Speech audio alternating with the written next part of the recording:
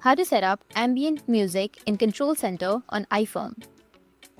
So here's how you can set up your ambient music in Control Center on iOS 26. First, you need to go with your Control Center from the top, and on the top left, you will have a plus icon. So you need to tap on the plus, and you'll have this kind of interface, right? So here you need to scroll down, and on the bottom, you will have add a control. You need to tap on it, and then here you need to find ambient music section.